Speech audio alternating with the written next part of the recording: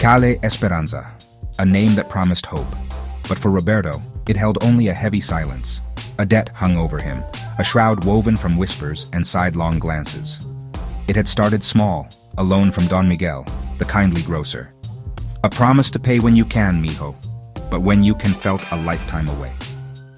Roberto walked with his head down, avoiding the eyes that he felt burning into his back. Each day, the weight of unpaid pesos grew heavier. The once familiar street, vibrant with the smells of baking bread and blooming jasmine, now seemed to press in on him, suffocating him with its silent judgment. He yearned to escape the whispers that followed him like shadows. The debt was a barrier, separating him from the warmth of his community. The laughter of children playing, once a source of joy, now felt like a pointed reminder of his failure. His heart ached with the longing for things to be as they once were. News traveled faster than the wind on Calle Esperanza.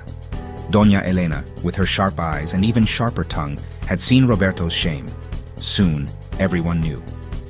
The market buzzed with speculation. The domino games at the plaza crackled with unspoken accusations. At first, it was only whispers.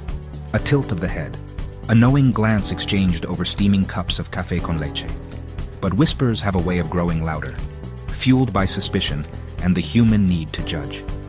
Doña Rosa, her kind face etched with worry, pressed a few pesos into Roberto's hand. "For the children, mijo," she murmured, her eyes filled with a pity that felt worse than anger. He refused, his cheeks burning with shame. Every act of kindness, every concerned look felt like a nail hammered into the coffin of his dignity. Not everyone was so subtle. "A man who doesn't pay his debts is no man at all," boomed Don Ricardo, his voice echoing across the plaza. His words, though unspoken directly to Roberto, hung heavy in the air, a public indictment. Others were more forgiving. "Life can be hard," said old Señora Flores, her voice trembling with age. "We all need help sometimes." But even her kindness held a note of caution, a reminder that trust, once broken, is hard to mend. Roberto felt the weight of their gazes, the sting of their judgments. He retreated further into himself, a prisoner in his own home. He avoided the market, the plaza, any place where he might encounter the accusing eyes of his neighbors. The once familiar streets of Calle Esperanza had become a labyrinth of shame. Sleep offered no escape. Roberto tossed and turned, haunted by Don Miguel's disappointed face, by the whispers that followed him even in his dreams.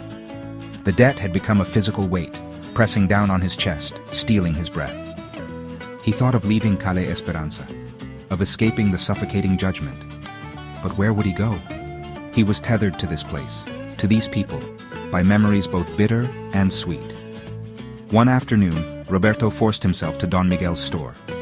He emptied the small pouch he'd been clutching, the coins clinking pathetically in his hand. "It's all I have," he whispered, his voice hoarse with shame. Don Miguel smiled, his eyes crinkling at the corners. "Roberto," he said, his voice warm and strong, "you misunderstand. It wasn't a loan, it was a gift. We all need help sometimes."